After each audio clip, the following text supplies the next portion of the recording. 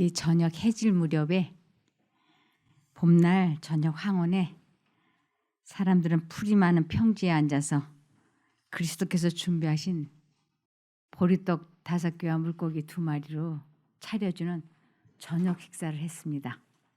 그래서 그날 그들이 들은 말씀은 하나님의 음성과 같이 그들에게 들렸었다.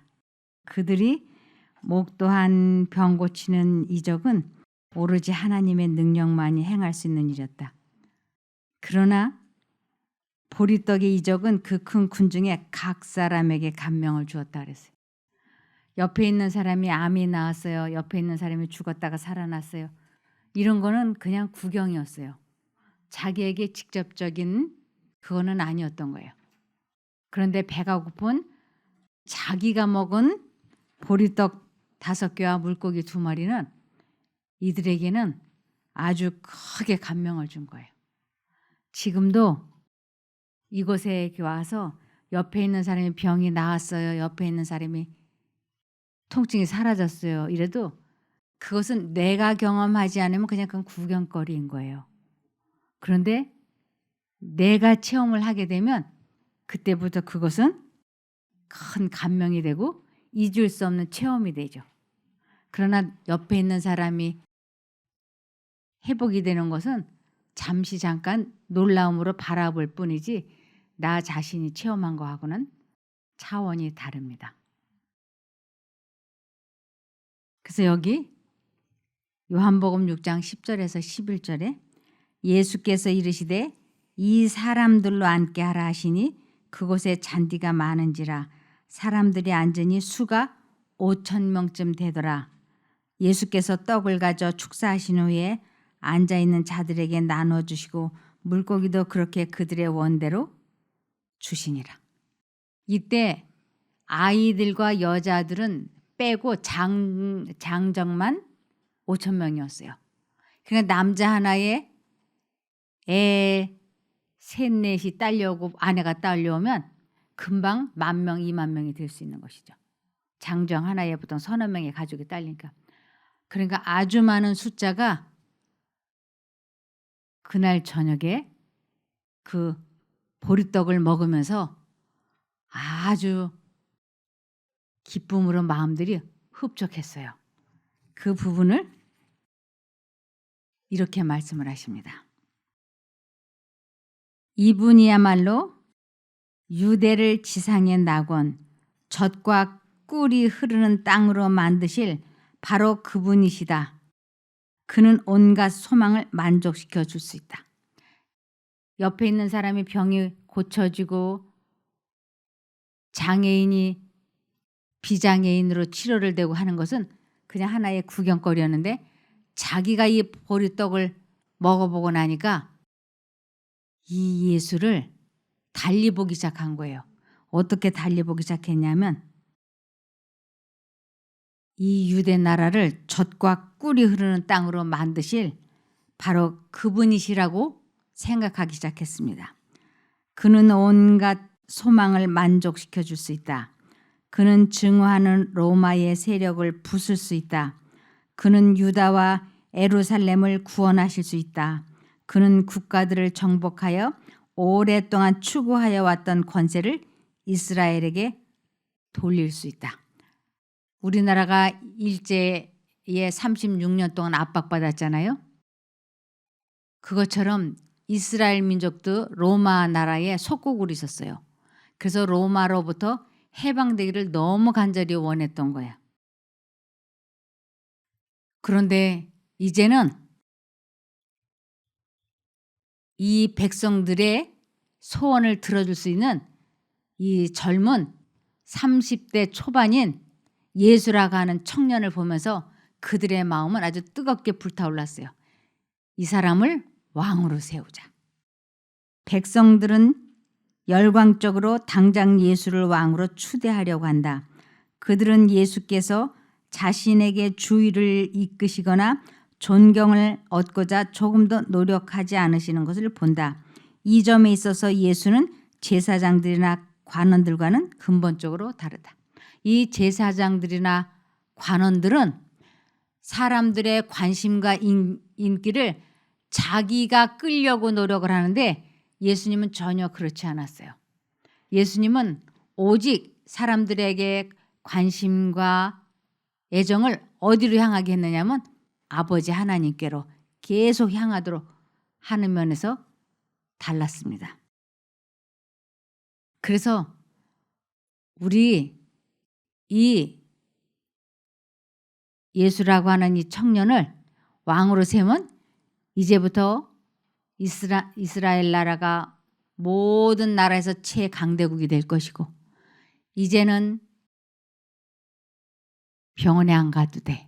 왜냐하면 이 청년 앞에만 데려다 놓으면 모든 사람이 치료가 되니까. 이제 땡볕에 나가서 농사 짓지 않아도 돼. 그냥 보리떡 몇 마리, 몇 개, 물고기 몇 마리만 예수 앞에 갖다 놓으면 온 국민이 다 먹을 수 있으니까. 이런 식이었어요. 그러니까 사람들이 얼마나 이 예수님을 왕으로 추대하기를 원했는지 모릅니다. 근데 사실은 지금도 예수를 믿는 마음이 많이 그것 때문에 믿어요. 예수를 믿으면 건강해지겠지? 예수님이 내 병을 고쳐주시겠지? 그리고 우리 아들, 딸 좋은 데 취직되게 해주세요. 좋은 대학 합격하게 해주세요. 남편 승진되게 해주세요. 취직되게 해주세요. 다 이들과 별로 다를 바가 없는 거예요. 예수 믿으면 치료가 되고 부귀명예를 누릴 수 있고 이러한 생각 속에서 예수님을 믿고 따르는 것이 그때 사람들과 별반 다르지 않다고 하는 것입니다. 그래서 요한복음 6장 15절에 그러므로 예수께서 저희가 와서 자기를 억지로 잡아 임금 삼으려는 줄을 아시고 다시 혼자 산으로 떠나가시니라.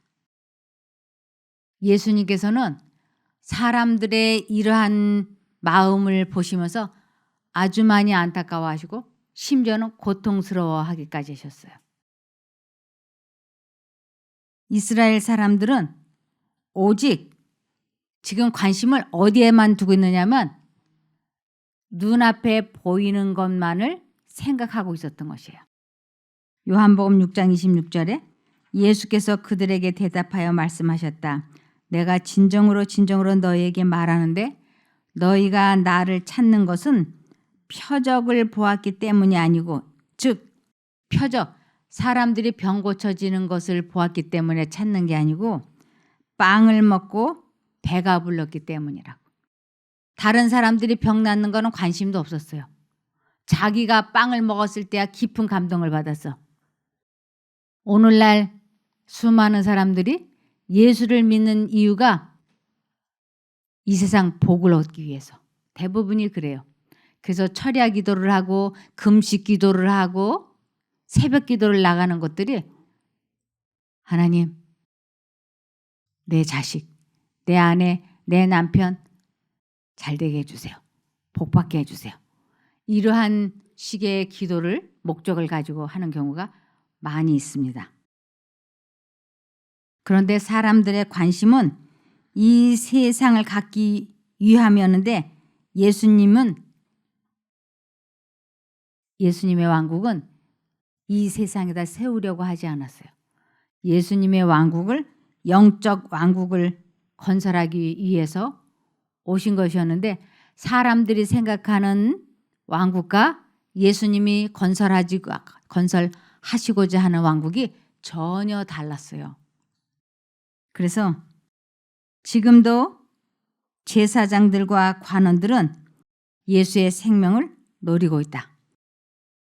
이 제사장들과 관원들은 자기들에게 향하고 있는 백성들의 인기를 이 예수가 빼앗아가고 있다고 생각을 하기 때문에 질투심 때문에 예수를 빨리 죽여 없애려고 계획을 세우고 있었던 것이에요. 그들은 그가 백성들을 그들에게서 떠나가게 한다고 예수를 비난한다. 예수를 왕위에 추대하려는 노력에 폭력과 폭동이 뒤따를 것이며 그렇게 되면 영적 왕국의 사업은 방해를 받을 것이다.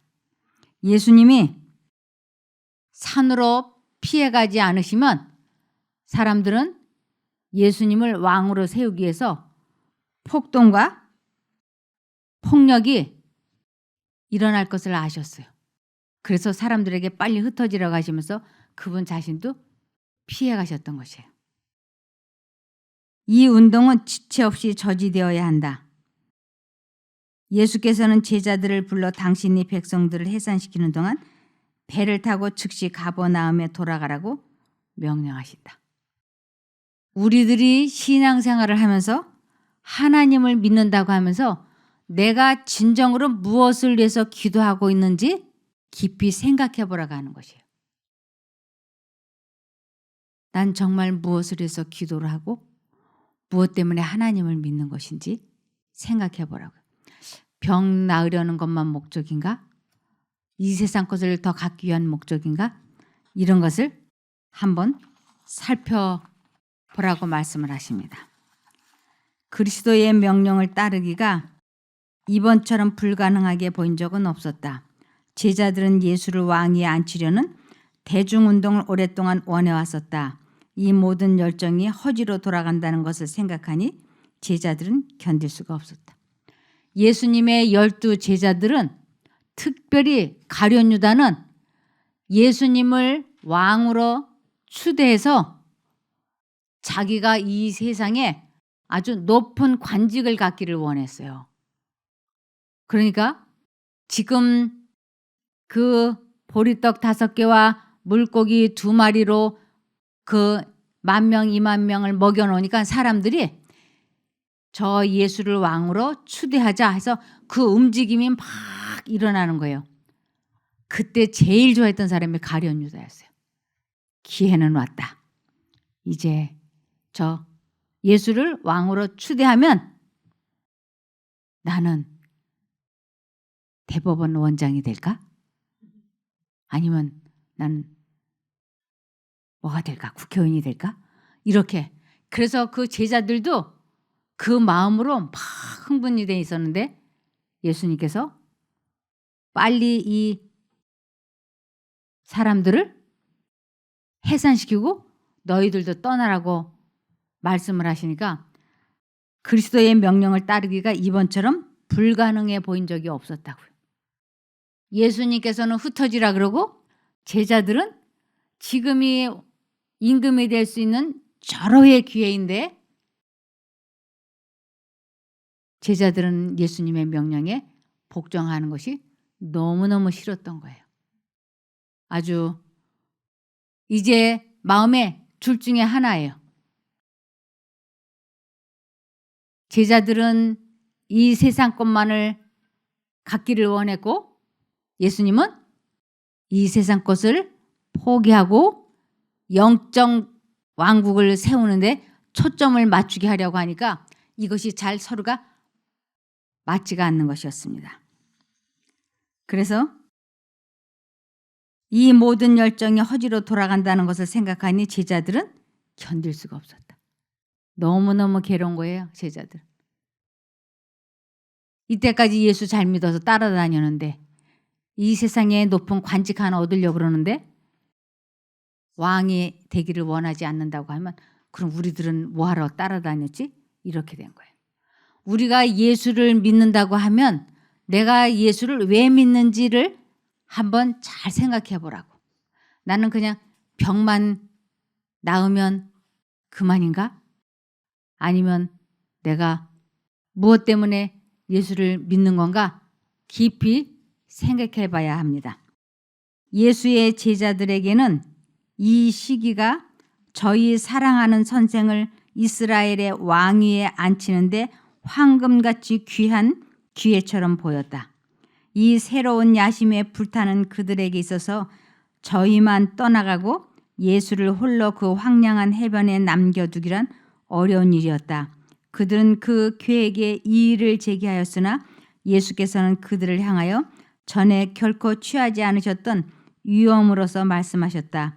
그들은 더 이상 반대할지라도 소용이 없는 것을 알고 잠잠히 바다를 향하여 돌아섰다.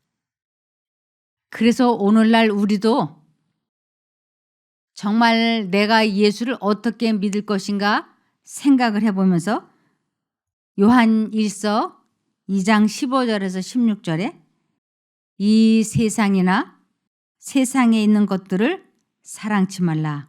누구든지 세상을 사랑하면 아버지의 사랑이 그 속에 있지 아니하니 그랬어요. 이 세상 것에다가 관심을 쏟게 되면 아버지에 대한 사랑이 마음속에 남아있지 않을 거라고 하는 것입니다. 이는 세상에 있는 모든 것이 육신의 정욕과 안목의 정욕과 이생의 자랑이 다 아버지께로 쫓아온 것이 아니요 세상으로 쫓아온 것이라. 세상으로 쫓아왔다는 건 사단이 사람들의 마음속에 이 세상의 것에 대한 관심과 애정을 계속 주입시킨다는 것이에요. 돈 벌어야 돼. 늙어서도 돈이 있으면 괜찮아. 돈 없으면 노후 대책이 없으면 얼마나 비참해 주는 줄 알아? 이런 생각을 막 주입을 시키는 것이에요. 돈만 있으면 죽을 사람도 살려낼 수 있어. 아무개도 돈 없어서 죽더라. 이런 생각을 막 주입을 시키곤 하죠. 그런데 이것은 아버지께로 쫓아온 것이 아니요 세상으로 쫓아온 것이라. 사단이 사람들 마음속에 주입시킨 것이라. 그래서 이곳에 와서 이제 성경 공부를 하고 하나님을 이제 잘 믿으려고 하면 희한한 일들이 이제 일어나는 거예요. 전혀 직업이 없이 그냥 놀던 사람에게 엉뚱한 데서 전화가 오는 거예요. 우리 회사에 와서 일을 해달라 이런 식으로. 그러면 귀가 번쩍 뜨이잖아요. 백수로 몇 년을 놀았는데 느닷없이 취직을 시켜준다 그러면 그 사람이 막 눈이 반짝반짝해요. 그러면 저희가 우선순위를 이 말씀 공부하는데 좀 더 두시죠? 아니라고. 내가 얼른 가야 되겠다고. 이렇게 해서 가고 또 저렇게 해서 가고 해가지고 사단이 한 사람씩 한 사람씩 끌고 가요. 그런데 그 가운데서 아주 귀하게 이 성경을 이제 내가 깨달을 만하니까 읽을 만하니까 나에게 세상 일들이 보이네. 그러나 나는 하나님을 먼저 택해야 되겠다. 이 세상 것은 내가 하나님과 연합이 되면 하나님께서 주시겠다고 약속이 되어 있어요. 그런데 사단은 아주 사람들 마음에 조급한 마음을 집어넣어요. 지금 빨리 집으로 돌아가지 않으면 안 될 것 같은. 아이들을 돌봐야 돼. 남편 밥을 해줘야 돼. 직장을 가야 돼. 그러면서 빨리 이 조급한 생각을 넣어가지고 이러한 하나님의 말씀에 관심을 기울이지 못하게 사단이 극렬하게 해방한다고 하는 것입니다. 그러한 것이 아버지께로 온 것이 아니고 사단으로부터 쫓아온 것이라고 말씀을 하고 있습니다. 그래서 사람들 마음속에 사단은 집요하게 별별 생각을 다 주입시키고 있어요. 이것을 모르면 당한다고 나와 있습니다. 우리가 악령들의 관계를 알지 못하면 그들은 거의 상상할 수 없을 정도의 유익을 얻고 있다. 많은 사람들은 그들이 그들 자신의 지혜가 명하는 대로 따르고 있다고 생각하는 동안 악령의 제안을 받아들이고 있다. 지금 내가 악령에 의한 제안을 받아들이고 있다는 걸 꿈에도 모르죠. 여기에 그 코에 암이 있는 여자가 왔었어요. 코 속에 이제 암이 있는 여자였는데 이 여자가 기적처럼 회복이 되는 거예요. 그리고 이제 집에 돌아갔어요. 그러더니 몇 달 후에 저한테 전화가 왔어요. 제가 임신했어요. 제가 그 말을 듣는데 가슴이 철렁하는 거예요. 안 되는데. 지금 저몸 가지고 아기를 낳으면 안 되는데. 그래서 제가 이제 돌려서 잘 생각해 보라고. 건강한 사람도 애 하나 낳으면 몸이 약해지는데 잘 생각해 보라. 그러는데도 아이를 낳았어요. 낳고 나서 이곳에 왔는데 몸이 다 망가져 버린 거예요. 그 건강한 사람도 아이 하나를 낳으면 아주 몸이 많이 약해지는데 암으로 병든 사람이 그 아이를 낳았으니까 그 몸이 많이 쇠약해지죠. 그런데 그녀의 마음속에 아이를 낳고 싶다고 하는 열망을 사단이 넣어준 거예요. 그래서 그녀가 아이를 낳고 자기가 못 키우잖아요. 몸이 쇠약해지니까. 그 아이를 시어머니를 줬다는 거예요. 키워달라고.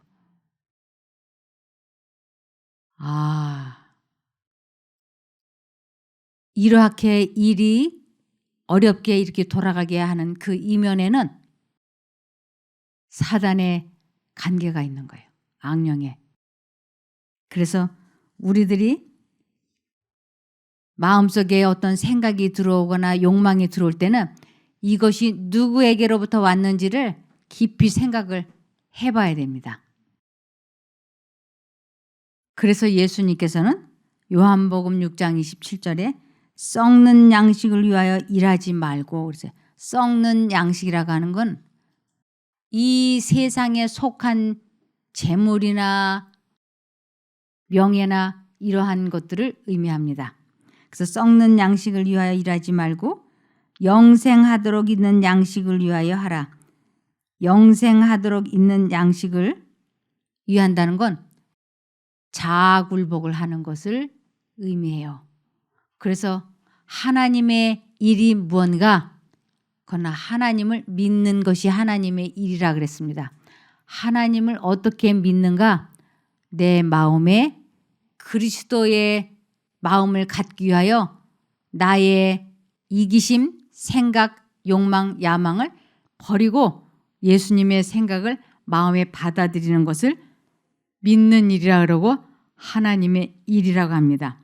그것을 위하여 하라고 예수님은 말씀을 하세요. 이 양식은 인자가 너희에게 주리니 인자는 아버지 하나님의 인치신 자니라. 그래서 예수님 마음속에 아버지 하나님의 성령이 임하셔서 아버지가 내 안에, 내가 아버지 안에 있다. 이것을 하나님의 인치심이라고 얘기해요.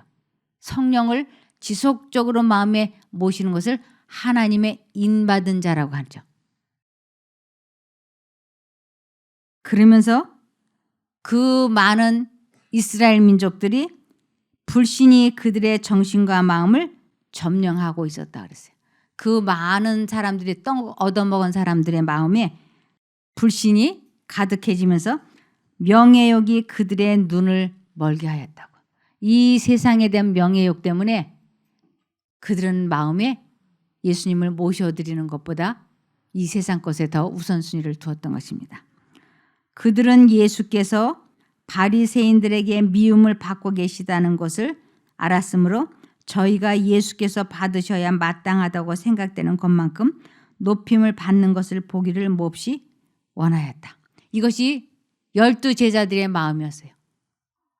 이 12 제자들의 마음에 이 세상 것을 예수님이 좀 가져가지고 자기들한테 나누어 주면 좋겠다라는 야망이 있었던 것입니다. 그런데 일반적 기만 위에 기초를 둔 오랫동안 품어온 저희의 소망은 매우 고통스럽고 굴욕적인 모양으로 실망을 당할 것이었다. 이제 제자들은 이 세상의 임금을 만들어서 이 세상 것을 좀 많이 얻어보고자 예수를 믿었는데 느닷없이 예수님이 십자가에 달려 돌아가시면 그들이 얼마나 실망을 하겠어요. 그것을 지금 말씀하시는 것이에요. 매우 고통스럽고 굴욕적인 모양으로 실망을 당할 것이었다. 예수께서 다윗의 보좌에 오르기는커녕 십자가에 못 박히시는 것을 그들은 목도할 것이었다. 사실은 이것이 예수의 참된 대관식이 될 것이었다. 예수님이 십자가에 달려 돌아가시면 영적 왕국, 마음속에 세우기로 하셨던 그 은혜의 왕국이 확실하게 결정이 나는 것이에요.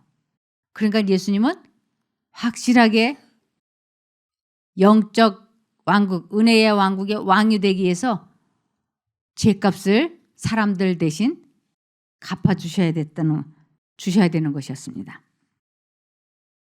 그러나 제자들은 이것을 식별하지 못하였기 때문에 저희가 시험이라고 인정하기가 곤란한 격렬한 시험이 닥칠 것이었다.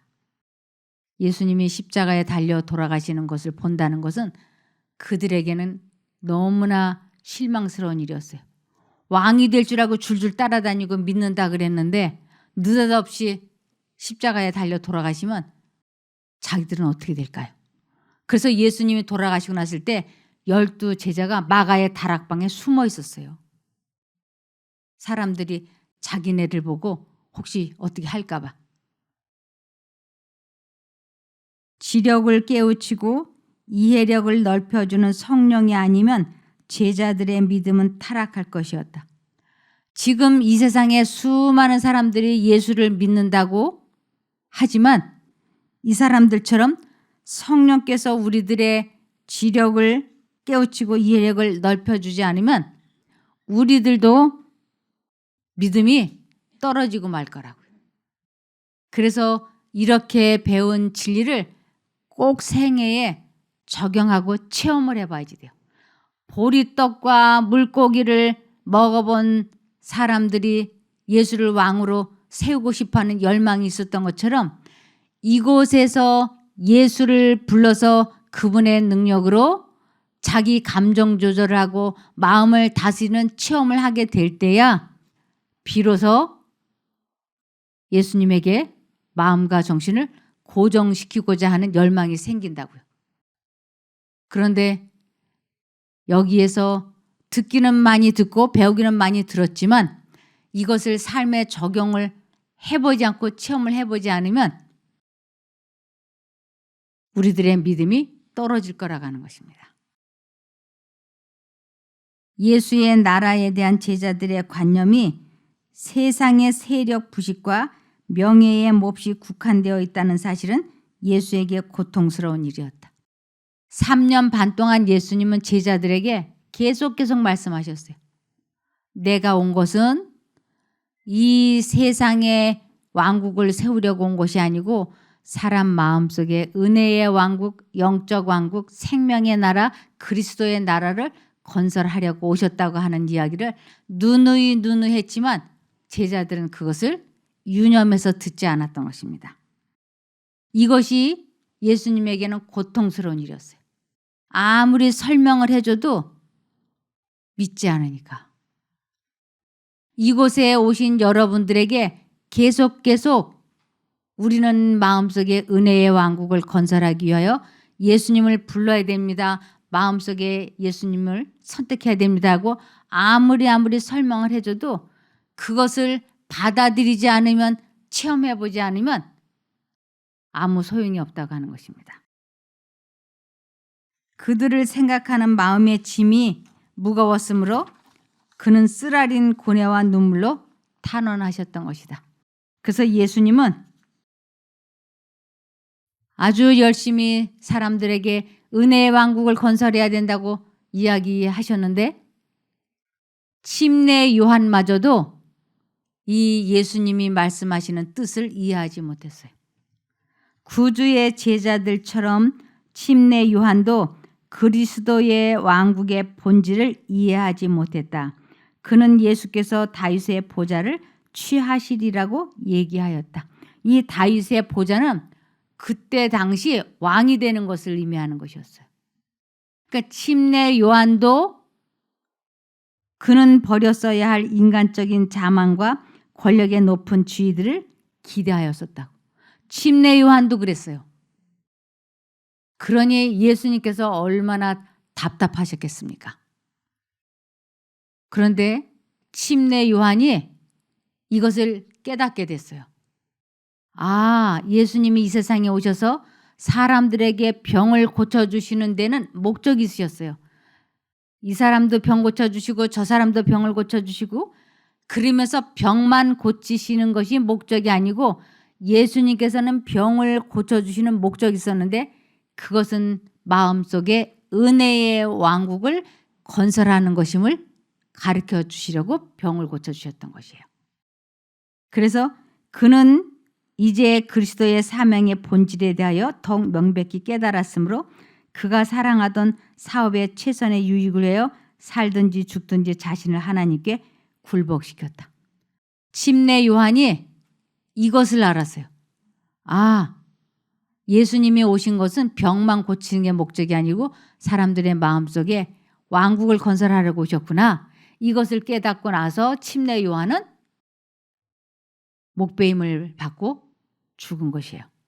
그래서 우리들이 이곳에 와가지고 이러한 성경 공부를 하고 이러한 여러 가지 강의를 듣는 목적이 내가 병만 고침을 받으려고 하는 것이 아니라 나의 병은 내 힘으로는 고치지 못하지 않습니까? 이것을 하나님께 맡기고 이 침례 요한처럼 살든지 죽든지 자신을 하나님께 굴복시키는 일을 해야 된다고 하는 것입니다. 그래서 예수님께서 이 세상에 오셔서 건설하시기를 원하셨던 영적 왕국, 은혜의 왕국, 그리스도의 나라, 그의 나라, 생명의 나라는 이 세상 것을 포기한 자아를 굴복한 마음 속에 건설될 것이라고 하는 것입니다. 이것을 아는 사람이 너무너무 적은 거예요. 그래서 누가복음 17장 20절에서 21절에 바리새인들이 이 바리새인들과 사두개인과 이런 사람들이 하나님의 나라가 어느 때에 임하나이까 묻거늘 예수께서 대답하여 가라사대 하나님의 나라는 볼 수 있게 임하는 것이 아니요 또 여기 있다 저기 있다고도 못하리니 하나님의 나라는 너희 안에 있느니라. 그래서 내가 살든지 죽든지 내 마음속에 그리스도를 영접을 해서 그분이 나의 왕이 되시고 나는 그의 나라가 되고 백성이 되면 우리는 영생을 얻게 되는 것입니다. 이것을 체험해 보려면 반드시 자아가 죽어야지 돼요. 예수님의 제자들처럼 수많은 사람들이 예수를 믿으면 이 세상 것을 많이 얻게 되어 번영과 영예를 얻게 될 것을 기대하고 있습니다. 그런 믿음을 가지고 있으면 결국 썩어질 것을 구하는 게 되고 맙니다. 그래서 갈라디아서 6장 8절에 자기의 육체를 위하여 현실적인 세상 욕심을 자기의 육체를 위하여 그래요. 자기의 육체를 위하여 심는 자는 육체로부터 썩어질 것을 거두고 성령을 위하여 심는 자는 성령으로부터 영생을 거두리라. 내가 이 세상 것을 선택을 하게 되면 영생을 잃게 될 것이고 성령을 선택하게 되면 영생을 얻게 된다고요. 그래서 썩어질 것, 멸망을 선택하든지 영생을 선택하든지 그건 각자의 선택에 달려 있습니다. 그래서 자아굴복을 하게 되어서 하나님과 연결될 때 성령으로부터 영생을 얻게 된다고 하는 것입니다. 하나님의 음성을 어떻게 하면 들을 수 있는지 그것을 놓고 하나님께 기도하십시오. 하나님께서 말씀하시면 제가 알아들을 수 있게 깨우쳐 주세요. 하나님이 가라고 하면 가고 서라고 하면 쓸 터이니 하나님께서 저에게 말씀해 주십시오. 제가 하나님의 음성을 듣는 연습을 훈련을 하지 못했기 때문에 지금 하나님께서 말씀해 주신 걸 알아듣지 못하고 있습니다. 도와주십시오. 말씀만 하시면 제가 이것이 하나님의 음성이라고 깨닫게만 해주시면 유를 불문하고 순종하겠습니다. 도와주십시오. 그렇게 기도를 하고 말씀을 보시면 말씀에 깨달아지는 부분이 있어요. 그럴 때 분명하게 깨달아진 것이 하나님께서 나에게 말씀하시는 것이다 라고 느껴지면 선택을 하십시오. 그래서 하나님은 성경 말씀을 통하여 우리들에게 직접 말씀하시고 생각을 주입을 시켜서 성령에 의하여 우리들 마음속에 직접 말씀을 하시고 이런 설교 때 천연계를 통하여 아니면 다른 어떤 것을 통하여 우리들에게 하나님께서 말씀을 하십니다. 제가 며칠 전부터 이렇게 좀 마음이 자꾸 이렇게 침울해지는 거예요. 마음이 무거워지고 왜 이러지? 내가 왜 이러지?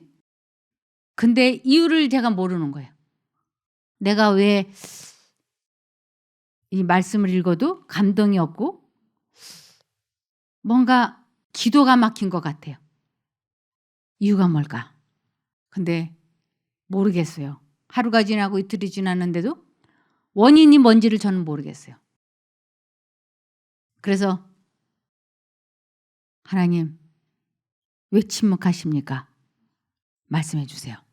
제가 원인을 모르겠습니다. 그러는데 제가 운동을 하고 있는데 머릿속에 번쩍 스치고 지나가는 생각이 있었어요. 그 생각은 50년도 더 전에 제가 여동생과 다퉜던 일이 있어요. 그것이 왜 생각이 났는지를 제가 이해가 안 되는 거예요. 그래서 이거는 사단이 나한테 넣어주는 생각일 거야. 이거는 하나님의 음성이 아니야. 그래서 고개를 이렇게 저었어요. 근데 제가 그 동생과 관계를 끊고 지낸 지가 1년이 넘었어요. 동생에게 계속 전도를 하려고 이렇게 저렇게 계속 했는데 1년 전부터는 제가 포기를 했어요. 얘는 안 되려는가 보다. 그래서 기도도 하지 않고 전화도 하지 않고 관심을 끊었어요. 그렇게 한 이유는 아무도 저에게 이 돌직구를 하지 않아요. 근데 그 동생만큼은 저에게 짱돌을 던지는 거예요. 비난을 하고 저에게 할 소리 안 할 소리 막 쏟아붓고 그것이 저한테는 아주 힘든 일이었어요. 그럴 때마다 침묵하면서 이렇게 가만히 듣곤 했는데 나중에는 너무 게 싫은 거예요. 그래서 안 되겠다. 이제 동생하고 만나거나 이런 일은 그만둬야지. 그래서 제 마음에 접었어요. 그리고는 이제 1년 이상 연락을 안 했죠. 근데 문득 언제부턴가 그에게 복음을 전해야 돼 하는 생각이 드는 거예요. 그러면 저는 얼마나 숱하게 여러 번 많이 복음을 전하려고 해도 언니 나한테 예수 얘기했지 마 듣기 싫어. 그렇게 해서 거절하고 거절을 당했는데 이제는 그만해야지. 그래서 접었는데 뜬금없이 동생 생각이 나는 거예요. 제가 말다툼을 하고 그랬던 것이. 그래서 사과하고 싶지 않았어요. 이건 사단이 주는 생각이야.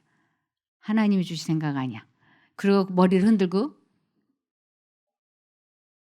사과해야 돼 하는 생각을 하나님이 주신 게 아니라고 생각하고 하루가 지나고 이틀이 지났어요. 근데 제 마음이 자꾸 침울해지고 기도가 막히고 영감이 오지 않는 거예요. 왜 이럴까? 이유가 뭘까? 그럴 때마다 동생 생각이 나요. 관계를 회복해야 돼. 그가 뭐라고 하든 나 할 도리는 해야 돼. 이런 생각. 아주 거기에 순종하기가 싫어서 제가 요리 빼고 조리 뺐어요. 근데 어저께 저녁에 이리 빼고 저리 빼는데도 마치 제가 이렇게 코너로 왜 몰리는 거 있잖아요. 축구공 골대 집어넣을 때 막 발로 이렇게 하는 것처럼 제가 이 코너로 막 몰리는 것 같았어요. 그러면서 하나님께서 나에게 말씀하시는가 보다. 그러면 순종해야 되는데 하는 생각과 자존심이 너무 상해. 하기 싫어. 그리고 50년도 더 전의 일이야. 싫어. 잘못 들었어. 사단이 그러는 걸 거야.